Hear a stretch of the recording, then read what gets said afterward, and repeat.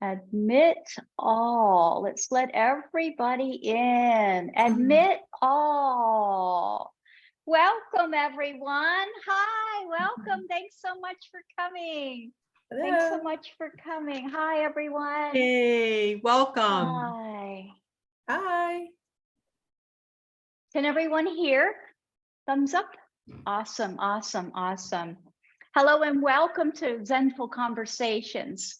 For information on future guest speakers and our many Zoom offerings, please visit zenfulconversations.com.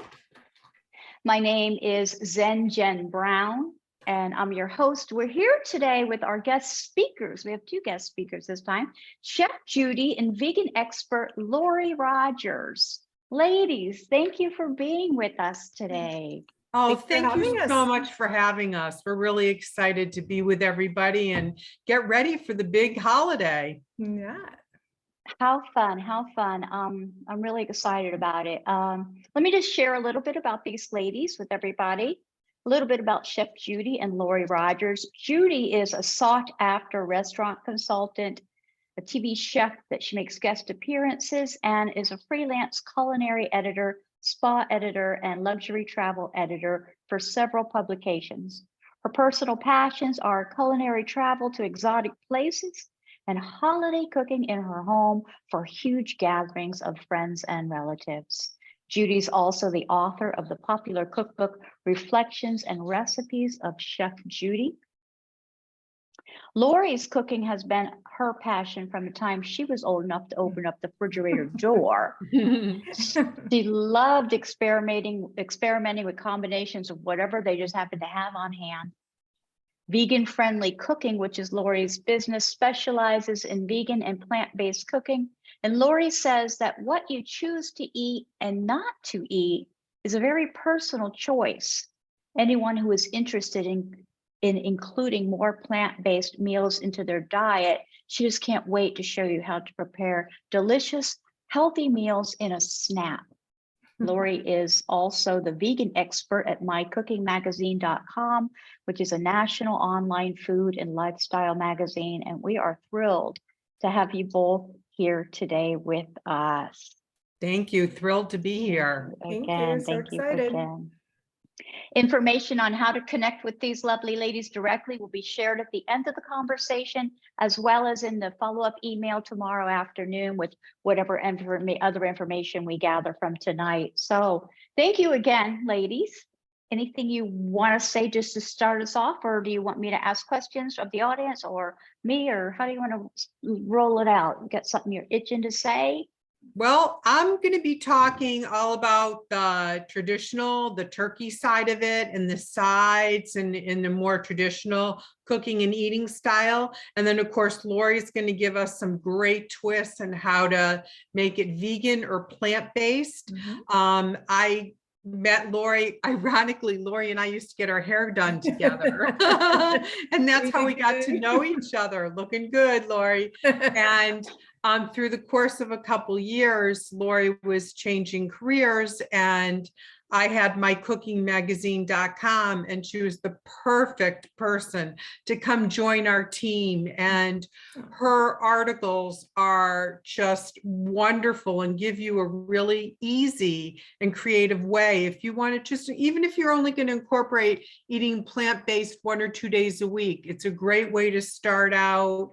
And we all have guests that have different eating habits, and it's great to have some tips on how to, I like to say, veganize a dish or something. So Lori, this is really fun for us to do together, I think. And Jen, again, thank you for arranging this, because I love talking cooking and holidays, and this is just going to be a lot of fun. Yeah. Very cool. I think it's great. Thank I you, think it's Judi. great. Aw, that's so sweet. You know, one of the things that I was thinking as you were saying all those wonderful things about me was, first of all, I'm so pleased that we met and that we're friends and colleagues. Just really, and this is our high season, right? You know, That's right. Oh boy, this is so much fun. Do you know something that I've learned as I've founded my vegan cooking school is that vegan is a lot of people aren't vegan, but they're dairy free. or they have other dietary restrictions. And coincidentally, a lot of vegan recipes meet those dietary restrictions. We can also make things nut-free, conventional as well as vegan recipes, and gluten-free. My oldest son has celiac. So I've been learning how to prepare some delicious vegan, and as well, my youngest son's vegan, my oldest one has celiac. So learning all kinds of new things these days. So, And they are delicious. I have tried a few of the dishes. And Lori, I have to say right off the bat, a big congratulations, because you entered a vegan macaroni and cheese contest this year and you won. I did. It was, thank you. It was the first cooking contest I've ever entered in my life. I recently moved to Raleigh, North Carolina, and I had registered to have a booth at Triangle Veg Fest. And there was a kickoff event, which was a mac and cheese cook-off. And I competed against restaurant owners and chefs. And you could have knocked me over with a feather when the judges chose me as the first place winner. I just couldn't believe it. But I do have to admit, it's really good. And I put the recipe on my website, and Jen will share that with you. So thank you, Judi. Yeah, that was the shot of confidence that this new small business really needed. That really was a pivotal moment for me. So, well, and I think what's great is that Jen, you certainly provide this sense of community. So we get the confidence to do this, and we can then pass our confidence on to you to have you successfully cook, even if you're just looking to make one dish or suggestions on how to pick up different things and not make all the work on you for that particular holiday. I think we're just a community. I think that's what's great about, especially about women, is that we really support each other and build each other up, and we're always open to new ideas. So it's fun.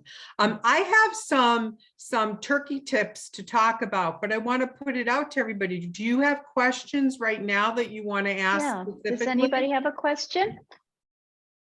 Oh, Go we ahead, got one. Kimberly. Go ahead, Kimberly. I saw it the other day and I never heard of it before. Can you tell me about, is it spatchcocking? Spatchcocking. I'm so glad that you asked that. It is called that.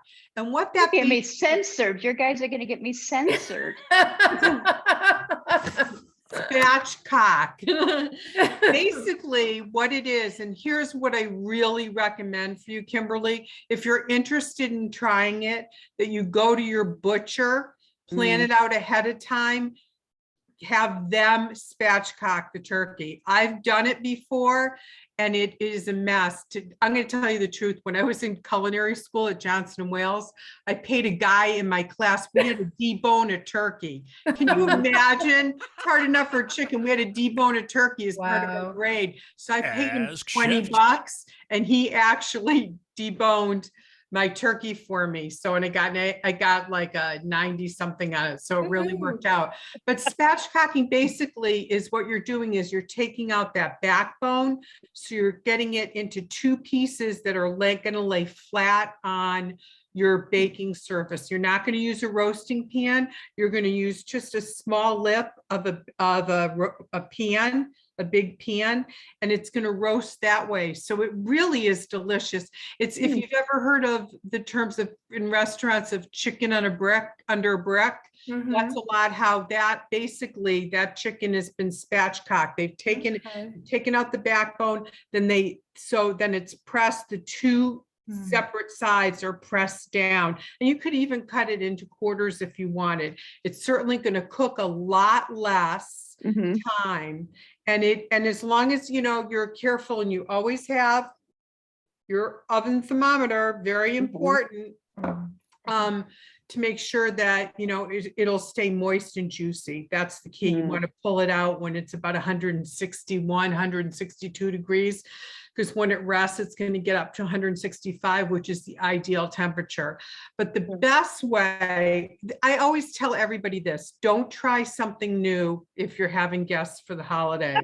You do it a few weeks before, and if it works, great. And if it doesn't, so what? Throw it out and get Chinese food. But at least you haven't risked it on the holiday. That's the one thing I tell people is kind of what you're used to is to do that.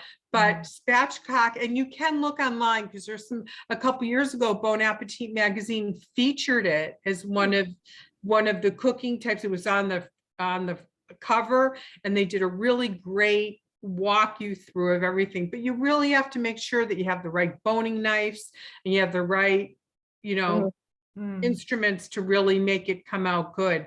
But I always say, when you want something done, you have your butcher do it. So especially if you call and give them several days notice, that they'll get that prepared for you. And then it will be a lot easier. And for time wise, you can just look it up online and they can walk you through it depending on how many pounds you're doing. Okay, Wow. awesome. Thank you. You're Great. welcome. Yeah, thank you. I'd heard of that, but I wasn't sure what it was. So thank you. Yep. And I mean, it's wonderful. It's a wonderful way to cook. It really is. And it gives more of a roasted flavor. The skin gets really crisp. Like I said, it cuts the cooking time down a lot. And the presentation is really beautiful. Put it on a big platter. And of course, you can slice the meat off the breast, but then you still have the beautiful legs, and you can garnish it with halved oranges and cranberries and thyme sprigs, and it will be great. But So I Wow. have a true confession about trying new dishes for the holidays, Do or when tell. you're having company over. I just can't help myself. But here's what I do. I choose one new recipe to try that's like an extra. So not the main dish, of course. But you know how it is, the holidays, and we're looking at all these recipes and they look so good and you want to try something new. Yep. So if you find something that won't sink the evening or the meal, the event, if it doesn't turn out, then you've That's a got great time to idea. do it. I always choose one new, because it's just fun. That's a great idea. But For not me, the entree. no, you're right. Never the entree. And for me, it was really easy. For 20 years, I was on TV, 3 to 4 times a week. So I could really test a lot of recipes ahead, which was like cheating for me, because then I really narrowed it down. But I'm a traditionalist too. So I have to have a lot of the dishes that I grew up with. And I often will add one extra dish. So it's an excellent point, Lori. And that way you take a little taste ahead of time. And if you don't want to serve it, then you don't serve it. You can always go the leftovers, but chances are it's going to be really fun and a new creative dish. And you can never have enough sides. That's what I say. Thanksgiving. Leftovers are the best part of the Sides meal. are, the sides are as important, if not more important, than the turkey. Anybody else have a question before we? Yeah, thank you, Kim. Okay. Was that, Pauline, did you say you want to have a question? No? Okay. Anybody else have a question at the moment? All right, go ahead. Judi, did you want to say something Sure, else, or you want me Lori, to if ask you a don't question? mind, I'm going to put on my glasses so I can actually see my notes. Absolutely. Okay. And, oh, this is hysterical. I just found this in my notes. 9 to 11 minutes per pound if you're going to do a spatchcock turkey. Oh, wow. How funny. Isn't that amazing? Oh, So I did have it. Wow. I did have it for 12 to 14 pound turkey at 350. It's usually about 13 to 15 minutes per pound. Now, here's my cooking tip. First of all, get your ovens regulated. If you have not checked recently, if your ovens are running at the proper temperature of what it says, stick your oven thermometer in, bring it to temperature, and then check your thermometer. You may have to get a professional over just to adjust it if you don't have the directions, or you're inept like me. I can't do anything like that technically, but it does make a difference. If your oven is 5 degrees off, it's going to make a difference. So that's like really important to do. Also, remember, while you're roasting the turkey, don't put things on the bottom shelf. When the turkey comes out to rest for 20 to 30 minutes is when you can heat your sides.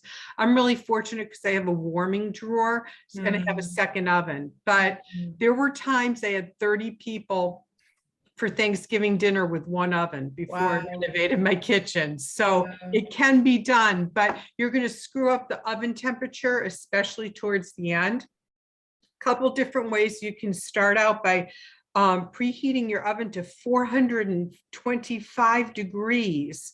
And what I do is look at my little props. It's got to be Irish butter. You want to not only smear it over the skin, you want to be able to, with your fingers, pull the skin away from the actual turkey meat and slide butter underneath, especially the breasts. That'll make them really juicy. Then I make kind of a potpourri bowl of poultry seasoning and a little, definitely kosher salt and some minced thyme and some paprika and some garlic salt, mix that all together, and then very well season the cavity. I am not for stuffing a bird, I need to tell you, because you have to be careful about food poisoning, and it really does make a difference. It also can throw off the cooking time. So just season the cavity really well. People forget that. And then cut an apple, cut an orange, cut an onion, put in some sprigs of rosemary, and you're set to go in the inside. Butter everything really, really well. Season it with your seasoning bowl. Make sure you're liberally seasoning it. And what I do is for the first half an hour, I put my turkey upside down on the rack in the roasting pan. So all the juices are going to go to the breast. And of course, you have the butter underneath the skin. So that's just going to make a really, really, really juicy breast.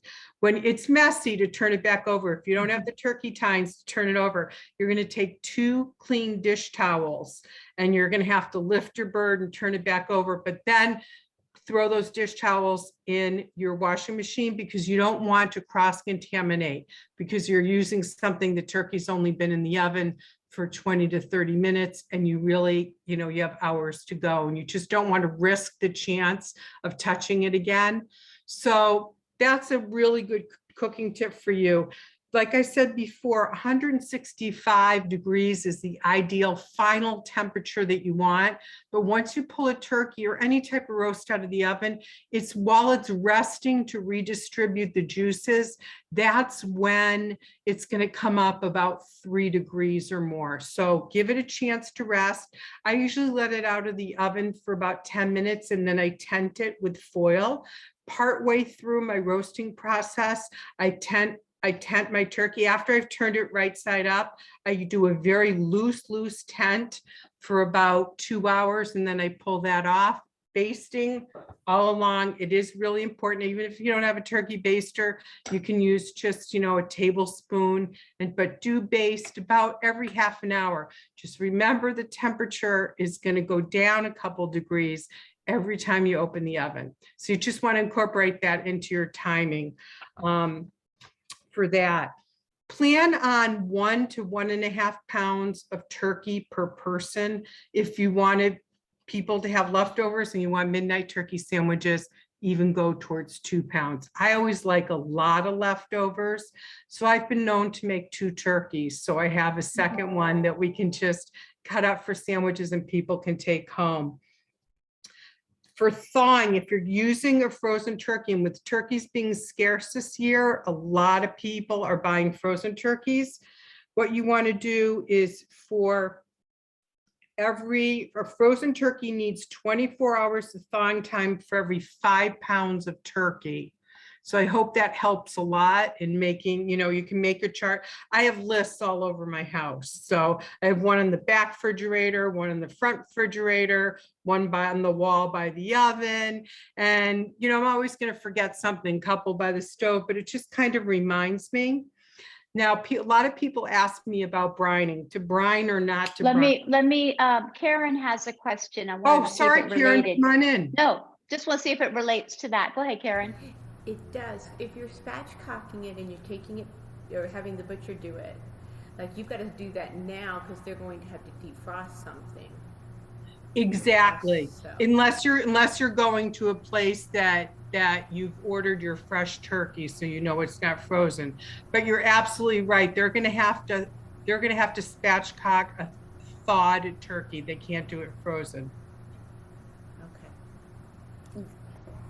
Thank you. Thank you. Sure. That's a good one. So I'm just going to talk a little bit about brining, and then I'm going to hand it over to Lori for a little while. So with brining, the traditional is to take a pot of water, a lot of kosher salt, and I put in lots of herbs and I put in about a cup of cranberry juice or a cup of apple cider. You bring it to a boil, then you simmer it for about 10 to 15 minutes, whisking it. You want to make sure that you've dissolved all the salt. Take it off the burner, dump in some ice. You've got to get that really cooled down.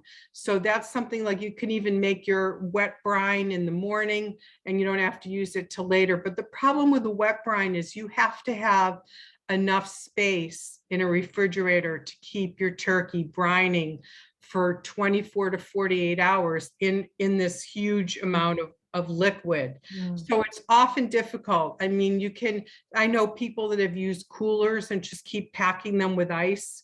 And, we live in Florida, so our air conditioners are on almost year round. So we just keep packing it in ice.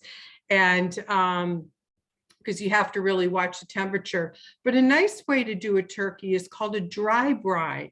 And what you can do is that poultry mix that I talked about, you can season that all over the turkey inside and out, and do not cover it. Put it in your refrigerator uncovered for 48 hours. And that'll make the skin really crisp, but those seasonings kind of meld in to where the meat part is. So that makes for a really popular method because it's not going to take up as much room. And the wet brine, if you do it, you rinse your turkey before you roast it or it'll be way too salty. Okay, so when you take it out of the brine, you want to rinse it in very cold water and then pat it dry, pat it really, really well to get out that extra moisture. So that's some turkey tips for you. And for Don't Lori, be a turkey. Lori, I'm going to send it over to you to Okay, give some great. tips. Let me just first check and see if anybody has any questions on that brining or anything to ask Chef Judi. That relates to anything that she said there, or any other questions on that? Good. Brooke, go ahead. You're on mute.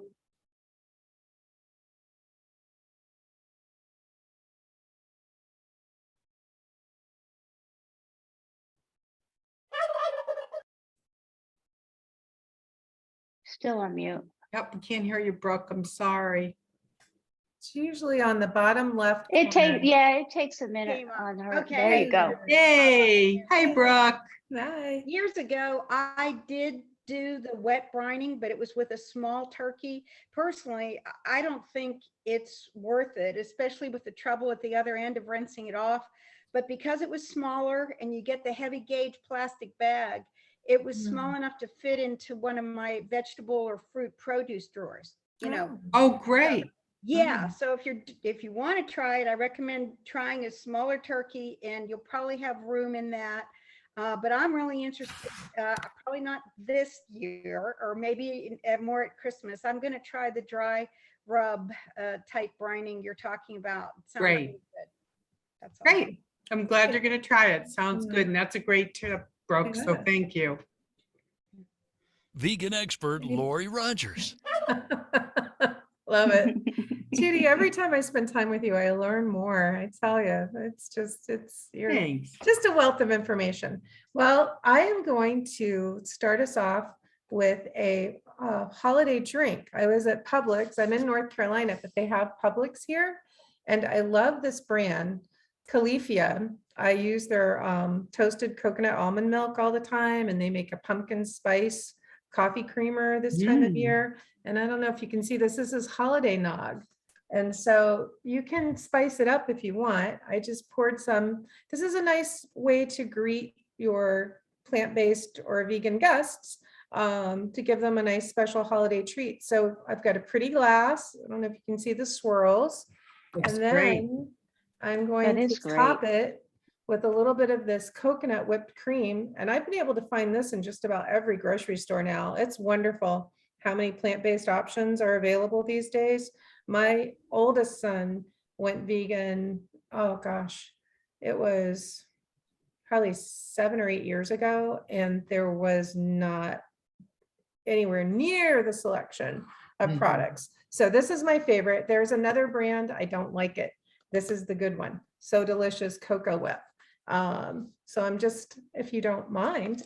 Oh, indulge us, please. I'm gonna. This you know, beverage, like what a nice way to if you have, because Yeah. they're most of the time feel a little awkward entering a situation like that anyway. So when you offer them that, Mhm. that's really a beautiful Yeah. offering. Yeah, and you're not, it's a treat. So I not everybody likes nog, but you can get a piping bag if you want to get fancy. Or you can just spoon some on top of there, some of our cocoa whip, and I have a little bit of nutmeg. Just sprinkle some nutmeg on top. Here we go. That I don't looks have a great. second camera going here. And then- Lori, did I hear you earlier say that you could even put in a little bit of bourbon? Oh, absolutely. I don't have any, and I'm kind of wishing I did, because it's our turn to get the tropical storm starting tonight. But I do have a cinnamon stick. And then see how pretty I that love is and it. festive. So that's That's a nice, and beautiful. you can use little tiny glasses. And it was on sale at Publix, which was nice for like under $4 for this nice big bottle. Oh, and you know what else I'm gonna do with this? I'm gonna bake with it. I'm gonna make cranberry bread. And I usually use almond milk in that, and I'm gonna do it with the holiday nog. Oh, that sounds great. Yeah, so it'll be like an eggnog cranberry bread. That sounds great. It does sound great. I can't wait. So I'm gonna have, I mean, my mom used to make eggnog, like my grandmother, Yeah. Dennis's eggnog recipe with the eggs. And she had this huge bowl and she'd whip and whip and whip and whip. And then I can't believe she'd let us drink raw egg. But those were the days of station wagons and no car seats and all that stuff. So it was Right. fun. See, I knew family would come up, and this is what for me, when I knew we were going to have this conversation, I'm like, oh, this is really neat, because it's going to bring up memories and emotions and different things from Mhm. station wagons. Yeah. I mean, how often do we say that word? Yeah. That's right. Yeah. That's so true. Those things that you just were done once a year, and maybe you still do it. There hasn't been, I don't think I've ever made eggnog from eggs. But this is delicious. It's really good. So I'm going to talk about some substitutions that you can make. Well, we can start out with suggestions for an entree. Generally, if you go to a restaurant and you ask for a vegan entree, you're going to get half of an acorn squash stuffed with wild rice. So I really suggest not doing that. As much as I like it, it's not something that's going to excite your vegan or plant-based guests, possibly, because that's really kind of the Michael's on East go-to vegan side of vegan entree, and it's really good. They make a really good one. But if you want to do something a little different, I make a lentil loaf, a lentil and mushroom loaf. Not everybody likes mushrooms. I really like mushrooms, so I do this lentil mushroom loaf with a cranberry glaze, and I'm going to be putting that recipe on my website tomorrow. And it's not hard to make, and it looks really pretty. And you can put it on a platter and sprinkle some fresh cranberries and put some kale and parsley or whatever kind of pretty greens you have around it and dress it up.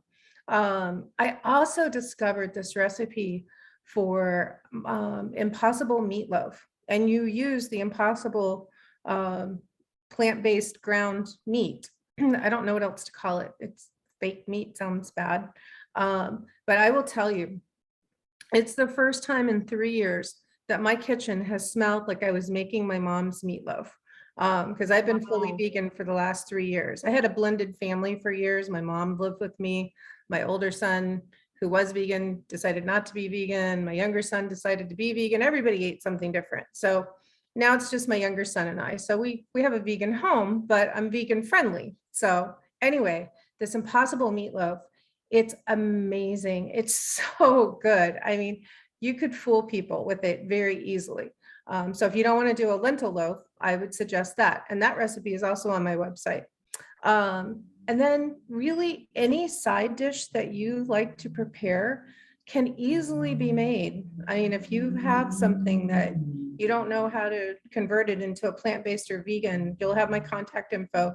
Just send me an email and ask me. These are my go-to vegan ingredients that I use for substituting. This is my favorite brand of butter. This is Miyoko's.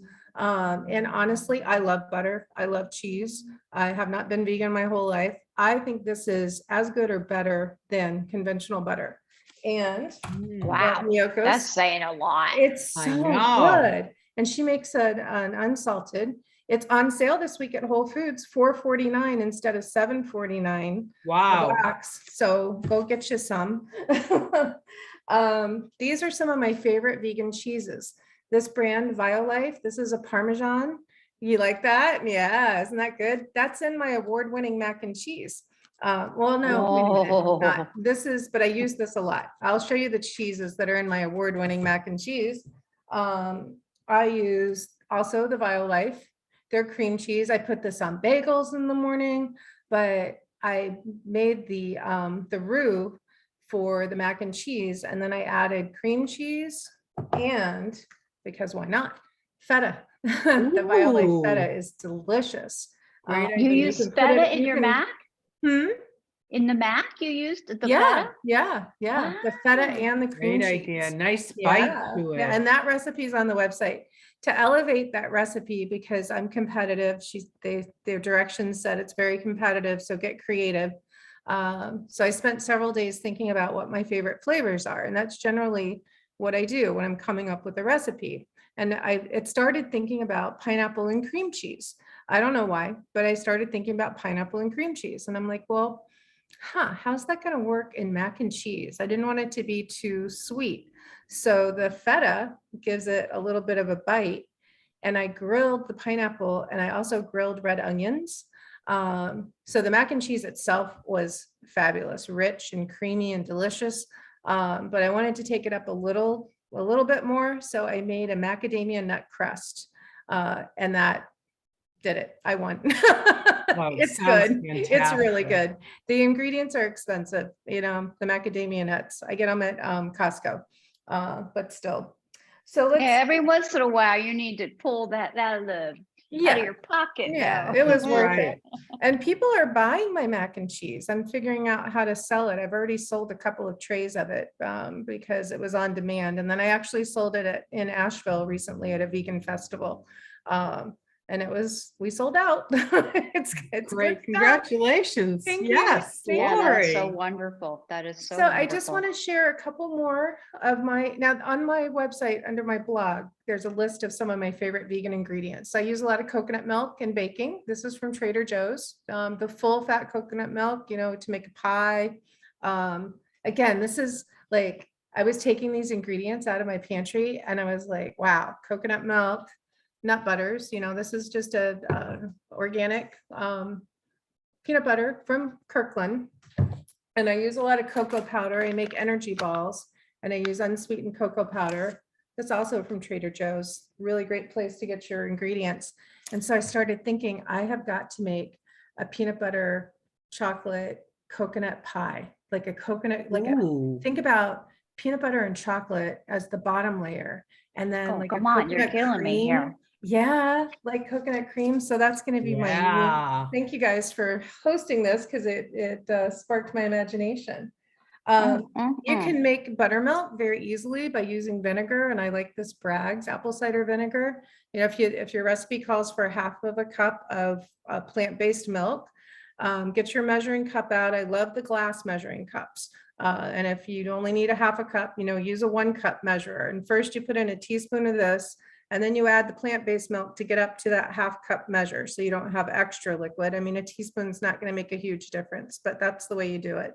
Sometimes it calls for a tablespoon. So you put in your vinegar first, and then you finish with your plant-based milk to get to the buttermilk measurement. Buttermilk's really good in all kinds of chocolate cake. You'll see a lot of recipes that call for buttermilk biscuits. I mean, all kinds of things. So Lori, do you have to let that sit for a certain amount of time? not too long. Yeah, that's a good point. Thanks, Judy. No longer than 5 minutes because it really curdles. And that's good, but you don't want to do it like 20 minutes ahead of time. So up to 5 minutes, let it sit for at least 2 minutes. Yeah, thank you. That's a good point. And that's also, I didn't bring out my egg substitutes, but I use a lot of different things. Well, I have one. So eggs, if you want to substitute for eggs, Applesauce. It's an easy one. I use it in my cupcakes and it's delicious. Some things I use flax seeds, ground flax seeds and water, 2 tablespoons of water and 1 tablespoon of flax seed. And you do let that, you mix it together with a little whisk and let it sit and it creates like a paste. You can also use chia seeds in water, and that makes a nice like gel type binder for your baked goods. And then a lot of times I use as Bob's Red Mill makes an egg substitute, and it's a blend of like tapioca flour and a couple of other dry ingredients that you mix with water and you let it sit for a couple of minutes and it makes like a paste. And it may not sound appetizing, but it gives you that crumb that you want in your baked good without using an egg. And some people are allergic to eggs. It's not just a Right. dairy thing, or they don't tolerate eggs well. So that's a handy thing to have. So, Yeah, well, This is important when great. we're having these guests, Mhm. because sometimes you don't know. I love having the option, and I'm gonna go to your website for sure myself and grab a couple of those Mm, recipes. Great. That Great. is cheeses. So that's what I was, that Bio Life. I'm gonna see if I can find that, because Yeah. that cheese is has so been the good. biggest challenge for Mhm. me, is finding an acceptable cheese. They're That really good. I cheese, make cheese yeah. cakes with them. You've had that before, Kim? Oh my God, that cheese is all Make it? it tastes just like regular cheese. Mhm. You're kidding Mhm. me. My Mhm. nephew, who's vegan, turned me on to that. And, I went from like the cream cheese to the regular, I think I had like mozzarella cheese and some other kind of cheese that was the same brand. It is Mhm. delicious. You wouldn't even know. Mm-mm. That's great. No. That's a great tip. Thank you. Yeah. Don't be a turkey. Wow. Goodness. Any questions for Lori? They ask- Any I have one more questions for thing. Lori? I'm sorry. Okay, Brooke. Uh, Hi, I'm muted. Can you hear me? I can hear you. Yes. Uh-huh. I just wanted to say real quick, what you were talking about, Lori, is absolutely true. And sides are my favorite.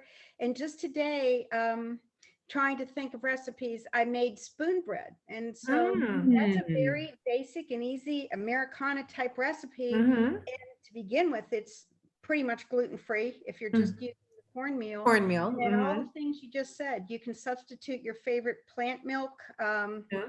eggs, cheeses, and season it and put whatever vegetables you want in it. And it's special. Most people don't make that or eat it during the year. So Mhm. I have to leave early now. So I just wanted to say that. But Oh, thank thank you. you both for all your tips Thank on the sides you. of the turkey. We appreciate Thank you joining for Thanks for joining us. coming. Have a Sharing. nice holiday. Yeah. You too. Happy Thanks for Thanksgiving. coming. See you soon. Bye, Brooke. Bye. Well, Kim. You were Um, talking about egg, Mhm. and I'm wondering about like eggs to eat. Like I'm thinking like, what's your egg substitute for like, Oh, I you know, would, I eat it almost every morning, just egg. just They egg? make a Okay. folded frozen egg patty, and those are actually on sale at Whole Foods. I was there yesterday stocking up. They're on sale this week. I just cook it up in a pan with a plant-based sausage patty, and I make grits because I'm a Southern girl, and that's pretty much my go with vegan butter. That's my go-to breakfast. And the just egg product also comes in a liquid, and I've Okay. seen that at Publix, and they have it at other grocery stores. And you can do scrambled eggs. You can do a tofu scramble with that. Mhm. Well, it's not, I'm sorry. You can do a scramble with it. I usually make a tofu scramble. So tofu, the silken tofu makes a nice substitute for egg if you wanted to do like a tofu scramble. But the just egg, you can make a quiche with it. You can use it Mm, equal parts egg, I think it's a quarter cup equals 1 egg. It's not exactly the same, but it's pretty darn good. okay. Mhm. Good Yeah. to know. Yeah. And there's some new Yeah. products coming out. I actually entered a sweepstakes and won. The brand is Hodo, Hodo, and they have a vegan egg substitute that's kind of like already, it's refrigerated and it looks like scrambled eggs. It was good, but it was a little salty for me. And that's something I rarely say. I love salt, but it was a little strong. So, that's one of the things I like to do is share the brands that I like, because it saves you a lot of time. And, if somebody has a bad experience with one brand, they're like, oh, vegan cheese is terrible. It tastes like, plastic. Well, some of it does, but a lot of it tastes really good. So, Right. That's what I'm yeah. very interested in doing that, because this is so good. I'd say 20, when the heck was that? 2011, I stopped eating beef and pork, and I've been slowly going along, changing my diet as the years go along here. Mhm. And that cheese was one, though. And like, I've tried different ones. I'm like, this is no way. Mm. So I'm You're still gonna eating have to the let me full know. cheese. Yeah. I'm yeah, gonna see what you try that. think. Gonna Mhm, try that. mhm. Does anybody else have any questions they'd like to ask of these ladies? I had a couple questions sent to me, so I'd like to ask them, because they'll get this Great. replay tomorrow. And I gotta say though, no, there's a couple different things here. Okay, so what can I do with the stuff that comes in the bag that's inside the turkey? What can I do with that bag stuff? Well, first and most important thing is always remember to take that out of your turkey. Every now and then you meet a friend where you hear like their first experience with cooking a turkey, they forgot to take it out. Inside, you're going to have the turkey neck. And is one of the things, roasting the turkey neck in a little pan. And if you want to use the liver as well, you can use that towards giblet gravy. So you roast the turkey neck, and then you can just pick apart the flavor, the little bit of meat that is in there. Or another thing you can do is when you're making your gravy, and I can kind of walk you through how to make seamless gravy. You can add the roasted turkey neck for about 10 minutes while you're making the gravy with your chicken stock and things like that, just to give you added flavor. And of course, you can dice up your giblets really, really, really fine, and that can be a giblet gravy. Or it's our day to spoil our dog Norman and give him a little bit of it diced up, so he has a little treat. Because I tell everybody that comes to the house, do not feed Norman. Whatever you do not feed Norman, because if you have a group and everybody's feeding him, it's going to happen. But that's his little treat, and I usually kind of save that towards the end, and that's a little treat. Or you can just, to be honest, you can toss it all out. But it is important to take that out of the turkey, and especially as it's unthawing, once it can loosen up enough, that's going to cut down on your thawing time if you can get that out of the cavity. Ah, good one. Good one. Good. Would you mind briefly running through that gravy thing? I think making Yeah, gravy is please. probably an important thing. Mhm. My parents always said it was worth paying for me to go to culinary school because I learned how to make great gravy, because my mother made terrible gravy. God love her.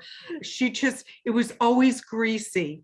And I think what you need to know is you take that roasting pan that you've just done this beautiful bird with, right? And after the turkey is cool enough that you can move it without falling apart, put it on your platter, put it on your cutting board. If you're going to not carve it table side, you're going to take the pan and you're going to discard the majority of all those drippings.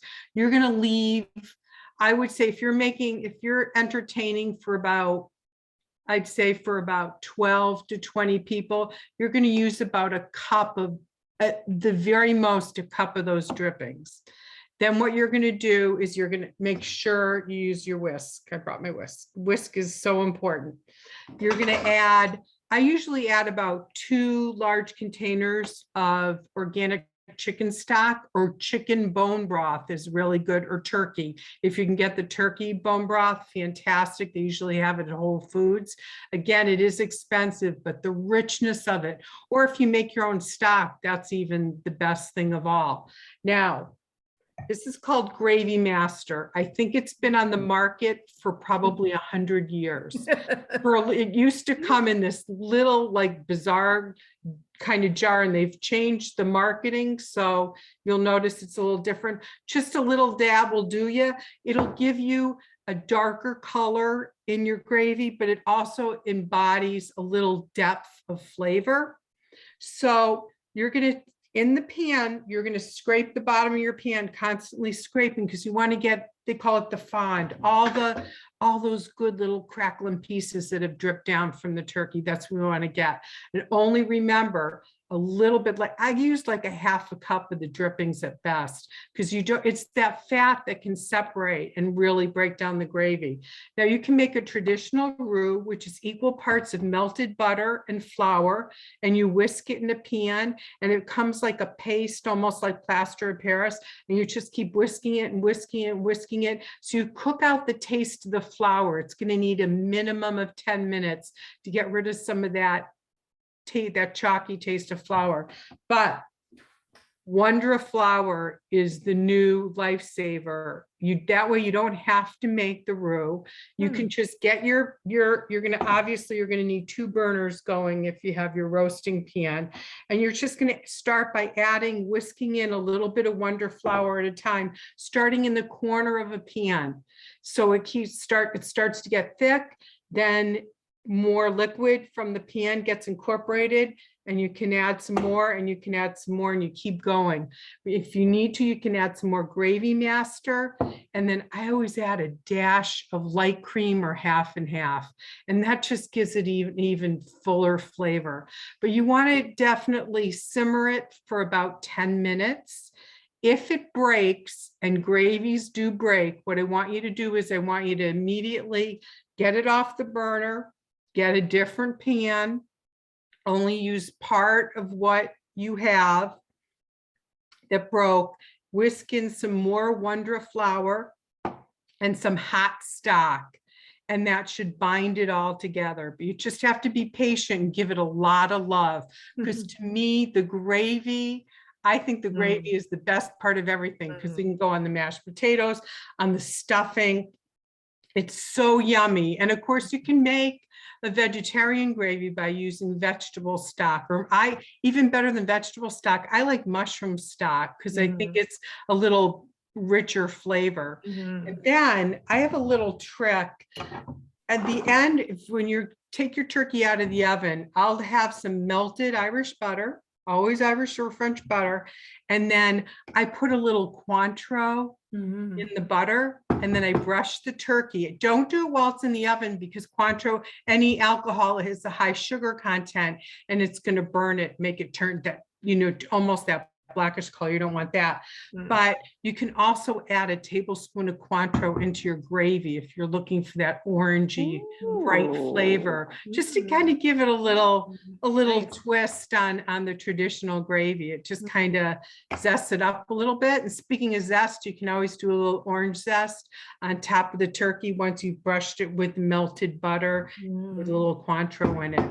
And that just gives it a little flavored profile to enjoy. And that would go great with spatchcock, by the way, doing that type of glaze. Wow, that is awesome. And thank you so much for sharing that. Thank you so much for sharing that. That's really great. Sure. Yeah, there was a question, how do I store turkey stock? Well, there's a lot of different ways. My favorite way in any stock is to get ice cube trays and fill the ice cube trays and put them in your freezer with a little label. And that way, if you only need a couple of them to make a small amount of gravy in the future, or you're going to use it to just enhance maybe with some steamed vegetables or something like that, you only need a small amount at a time. Otherwise, I just put it in regular freezer containers, about quart containers, and label it. But I love to make stock ahead of time and have it in the freezer, so because it's so versatile and you can use it whenever you want it. Lori, how do you make gluten-free gravy? Gluten-free flour. And this can be a vegan gluten-free gravy. Make the roux. So I use my Miyokos butter. Here she is over here. I use the salted butter because, like I said, I like a little salt in my food, gives it good flavor. And then what I do is let's say I'm going to use, this is 1 cup of butter, garlic. I take about 4 good sized garlic cloves and I love to press them into whatever I'm cooking, because that's even better than mincing it. And when you press the garlic, you want to press it over the pan because the juices from the garlic are going to run down into the pan. So I heat up the butter, I press the garlic in there, cook it for a couple of minutes, and now you've got this nice garlic butter. And then you can add the gluten-free flour. There's a brand called Extra White Gold that I was getting at Walmart, of all places, and it works beautifully. I haven't been able to find it lately. I go to about 5 different grocery stores every week. Right now I'm using Wegmans. They have a 1-to-1 gluten-free flour, and that's been working beautifully for me. So whatever kind of gluten-free flour that you have, so you whisk in your flour, and it, like Judi was talking about earlier, it's going to make almost like a paste. And then I love the Oatly brand of full fat oat milk. If you're making, I use that for my mac and cheese, but it would make a really good gravy. But, oh, I'm sorry, we're doing gravy, so don't use the oat milk. Use that if you're making mac and cheese. For gravy, use the broth. And there's Better Than Bouillon. They make, I love Better Than Bouillon. yeah. And I've discovered something new that I'm really enjoying, Orrington Farms, and I order it on Amazon, and it's a powdered, you use 2 teaspoons per cup of water.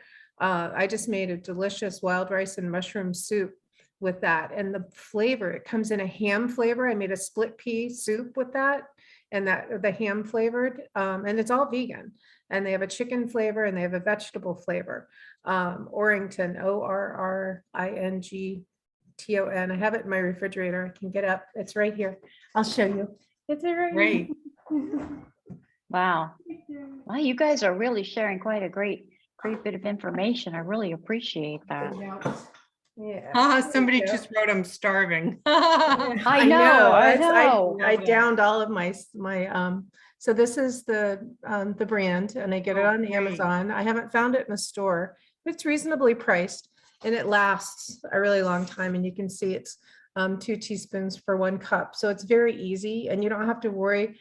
I mean, this is great. Instead of having cartons and cartons of broth in your pantry, I've Yes. downsized as my kids have gotten older, and I don't have all that much storage space, and you can just see the nice broth in there. And it's delicious. I've been really impressed with it. So Great tip. yeah, it's my newest discovery, one of my newest. So yes, so there's a vegan. Oh, and I love mushrooms. So when I'm making gravy, I always put mushrooms in it. And what I do is I do my mushrooms in a separate skillet, because I like to cook them a good 15 minutes. I love shiitake or portobello, or you can mix them and slice them not super thin, but you want them thin enough, because I cook them in butter and olive oil combined, because then the butter doesn't burn. I cook them on a low to medium low heat for 10-15 minutes until they start to get crispy. Not burned crispy, but I like them browned, like golden brown, and almost getting crispy. And then just add that to your gravy. And I'm getting hungry too. You could put a little fresh rosemary in there if you wanted, some thyme, whatever floats your boat. Sounds great. That does sound great. Thank you. And put that on Any mashed questions? potatoes.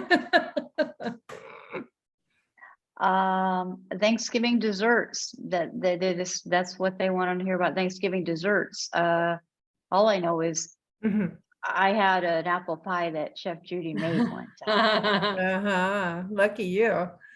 Mhm. And That that, is a that, true labor of love. oh my gosh, deserved that's, it. Mm. is one of the best things I've ever had in my life. But Thanksgiving desserts, anything goes, right? Absolutely, anything goes. I'm a real traditionalist with pies, and I believe the more the better. And probably one of my funniest Thanksgiving stories is on TV, I used to do like a week or two before, a holiday, I would have like the best desserts that you can order in town from different bakeries and restaurants. And they would bring an exorbitant amount of desserts. So I would bring some over to the Pines and donate it over there. And I'd give some to the staff. And then I'd pick like 3 things that I really wanted to bring home. Well, I'd kind of forgotten that I had put these desserts in my niece's freezer. And then, of course, I went and I made a couple pies and I ordered several things. And as I was putting out the dessert buffet, I kept thinking, why am I running out of space? And we started counting, and my husband and I counted that we had 17 desserts. Wow. So we went like a little crazy on it. And I had made like a pumpkin cream cheese squash tort that was like 4 layers. And they had all these different things that, besides all the traditional pies, I really feel like you have to have apple pie. If you don't want to go to the labor of love of making a true pie, and if you're going to make pie crust, please use lard, please. I know it's bad for you, but it really does make the very, very best. I know Lori, don't listen. Lori has a great vegan pie crust recipe, which, by the way, on mycookingmagazine.com, we have Lori's recipe for the vegan crust. So that's something that you can really use and enjoy. But I like all the, I like the pumpkin pie, the pumpkin cream pie. And if you don't want to make an apple pie, make an apple crisp. It's so much easier to do and it's delicious. And what you want to do when you're using, if you're going to make an apple pie, Granny Smith apples. If you're going to make an apple crisp, that's when you can use Macintosh and Rome. You can mix the apples up a little bit, but Macintosh are more for like applesauce, but in an apple crisp, it gets so juicy. And make sure you use a good quality cinnamon, no matter what you're making for dessert. It really does make a difference. And pure vanilla. I'm so glad you said that. I was just Spend the thinking that. extra money, get it at Whole Foods, get the bourbon, pure vanilla extract, and spend the few dollars more. It really makes a difference in your dessert. So that's something that I would recommend. And I just did last weekend, I made 100 mini tarts. I took them God love you. Well, I was attending a benefit for a local farm animal refuge, the Piedmont Farm Animal Refuge. They sponsored the mac and cheese cook-off. And so I met the founder, and I've cooked over there before for some of their events. And this was a semi-formal, out in the country, beautiful evening. And they asked if I'd like to bring a vegan dessert because they generally offer vegan food at their events. So I made what my mom used to make. I'm going through her recipe box and turning my favorite recipes into vegan versions. So in the South, they're called pecan tassies. Are you guys familiar with pecan tassies? Yes. Yeah. So they're just like miniature pecan pies, and it's a cream cheese pastry. So of course I used the Violet cream cheese and the Miyoko's butter and flour, and that was it. That's the pastry.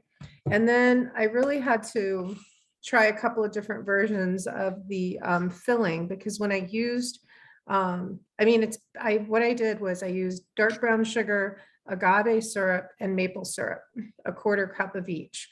And I used the Bob's Red Mill egg substitute, and of course the pecans, and I forget what else is in there, but it's on my website. There's not a lot of ingredients. The filling's pretty simple. And when they came out of the oven, they looked really good. Well, about 5 minutes after they started to cool, they sunk right in the middle. I mean, it looked like somebody had taken a dowel and just like stuck a hole right in the middle of the tarts. I'm like, well, I can't take these. So I actually made 124 tarts. Because there's 24 per pan. They're mini tarts. So what I did was add, in my next batch, I added a tablespoon of applesauce. I still use the egg substitute, and I added a tablespoon of applesauce, and that did it. That was the trick. They were nice, and they weren't quite as puffy as they get when the egg is in there, but they were delicious and pretty. And then to make them a little fancier, I just melted some dark chocolate chips, vegan, of course, you know, you can just look on the ingredient list. There's a lot of brands of chocolate chips that don't have any dairy in them. And you put a little bit of coconut oil in with your chocolate chips in a glass bowl in the microwave and, you know, 30-second increments until it melts, and then put it in a cup. What you want to do is you want to take a cup, put a Ziploc bag, a plastic bag in your cup, and pull it around the sides, and then Great put your idea. chocolate in there so it doesn't get messy, and then pull it out and snip just a teeny tiny bit off the end. And I drizzled the pecan tarts with the dark chocolate, the melted dark Great chocolate. tip, Lori. They I were- love and it's that. elegant, and they're Yeah, so no good. doubt. They disappeared. They were good. So yeah, things don't always work out, do they, Judy? No, trust me, I have overcooked a turkey before. I have the noodle, I'm Jewish, so I'm used to having noodle kugel. Noodle Mm. pudding is one of my many love that. sides. One of them caught on fire one Oh, year. no. I mean, oh yeah, you name it, I've done it. I've dropped like a whole platter of something. I mean, accidents do happen, but that's why you have 17 desserts in case Yeah. you drop one, right? I had a friend who caught her hair on fire, taking the turkey out of the No. oven. Yes, she had like No. product and hairspray. You know, notice right away I touched my hair. I'm thinking, the hairspray I used, I'm amazed that I don't blow up. That was not good. She Oh wasn't my injured, gosh. but yeah, it was, yeah, so be careful. Yeah, I guess so. Yeah. Does anybody Wow. have any kitchen disasters, holiday kitchen disasters they want to share? Or All this- right. Vegan what happens in expert Vegas Lori stays in Rodgers. Vegas. Ask Chef Uh, Judi. Join Zen Jen Brown for a special holiday episode of Ask Chef Judi. I love that, Jen. So let's see, there was another question here. Well, there was two questions in one. A family member who is vegetarian, can you suggest appetizers that I could prepare that will be suitable for everyone? An appetizer would be suitable for everyone. Well, And yeah, the second it's sort of the same thing. Any last minute appetizer ideas that she can make for Thanksgiving? So I'm thinking we want something quick, yeah. last minute there. Did I mention the cream cheese? You can take the cream cheese. And I just saw this, my brother of all people sent me this recipe. He doesn't like to cook a lot, so that's why I'm saying my brother of all people. So I'm gonna have to check it, and I will put it on my blog. But it was cream cheese, and I forget what else was mixed with the cream cheese, but you just rolled it in balls, and then you rolled it in nuts, you have mini balls, and you can roll it in nuts, you can roll it in fresh herbs, you can roll it in chopped up cranberries, and then take a pretzel stick and stick it in the top of the ball. And you've got these cute little pretty colorful appetizers that are just bite-sized things, which I love. Yeah, that sounds easy too. Yeah, really easy. I will find that great. and I'll veganize it and I'll put it on my So website. you're telling me that this cream cheese Mhm. is suitable for anybody there? Because like I know a lot of times, like if you tell somebody, well, you don't, I mean, that it's vegetarian or whatever, they're Mhm. already not gonna like it. Yeah, well, But so it's tastes vegetarians good. eat conventional dairy products. So, you know, if you True. wanted to make it with dairy-based cream cheese, that would be fine, but this would work, this would work just as well. And they might not know the difference. You could Well, even you do might a even little- have two, a not little, one. yeah, you could have like, you could do the ones that are rolled in nuts with one kind of cream cheese and then the other with the vegan cream cheese, and see if anybody notices the Sneaky, I difference. like it. I Yeah. like it. Yeah, Um, yeah. I know artichoke dip is like, you know, but we had artichoke dip every holiday, Thanksgiving and Christmas, and you can make that easily with the vegan ingredients, the vegan parm, and the vegan mayo. They make vegan mayo. And that's really a very easy, quick, traditional. Yeah, off the Fantastic. cuff, that's what I could come up with. Mhm. Judy, it looks like there's one for you. There's only a couple more here, only two more here. Okay. How do I figure Thanksgiving servings for 12? Not sure what she means by that. So How if do I it's figure? turkey, Excuse me. if it's turkey, about 1.5 pounds per person. If you really like a lot of leftovers, I'm one to give everybody plastic containers when I'm done breaking down the buffet, which, by the way, an important health tip, never leave your turkey out more than 2 hours. So a lot of us, like I do a buffet style, you just want to watch the time. Okay, so you've let the turkey rest for 30 minutes. Now it's out in the buffet. Often what I'll do is I'll just get up casually because I'm getting up throughout the meal and checking on people, seeing if I can get them anything. I'll make sure that I sneak back and get that turkey back into the back refrigerator until I can fully break it down, or, and things like that later on, because I don't want it to sit out, because we all get busy and talking and we're full and lethargic, and you don't want to forget about the turkey. So, but traditionally 1.5 pounds per person. And for the sides, it really, for 12 people, I do a recipe that serves 12. The most popular side on Thanksgiving by far is stuffing, and it's like 3-to-1 over everything else. No matter what your personal preference, everybody likes stuffing. So, and I usually make 2 different stuffings. Well, now my niece actually has taken that over, and she makes a sausage stuffing, and then one that has apples and chopped celery and onions and things like that, and they're both just absolutely delicious. So you want to have a little more stuffing than, say, you would perhaps of green beans and things like that. And cranberry sauce, we always tend to overdo it. I have some recipes on my cooking magazine. There's a whole article about cranberries. So what you want to be careful is, if you do make too much cranberry sauce, get it in the freezer, put it in small containers, because you can always take it out and put it on a piece of pumpkin pie later in the season, or take it out around Christmas and Hanukkah time and use it towards something else. Beautiful, beautiful, beautiful. One more question is, what is the right oven temperature for baking potatoes? Oh, that's a great question. If they're a fairly large size potato, which I believe in, what you want to do is, of course, scrub your potato and then pierce it with a fork. Preheat your oven to 375. Doing it at 375 will get the skin crispy. At least you can start it at 375. If you need to drop the temperature because you're adding a roast or something like that, you can. But I like to get a little crispness on the skin, because I eat the whole potato. I think the skin is just as luscious as the inside. So that's the temperature. Is that what you would do, Lori?